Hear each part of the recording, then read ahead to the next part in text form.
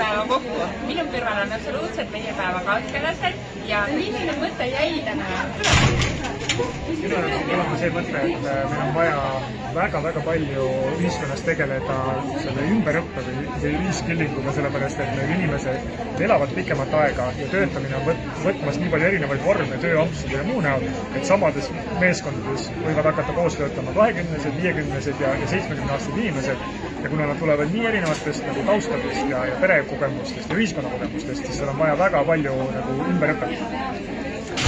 Mina personalijuhina loomulikult vaatan seda, kuidas töötab tandem tippjuht, personalijuht. Ja nagu ma korra juba ütlesin saalis, ma kordan seda uuesti ja täiendan siis võib-olla selle mõttega, mis ma esinejatelt kaasa sain. See, et selleks, et usaldada, sa pead kõigepealt usaldama. Aga et usaldus kasvaks ja tekiks täiesti sõnatu teineteise mõistmine, selleks on vaja aega. Suur aitäh teile tänase päeva eest ja näeme aasta pärast!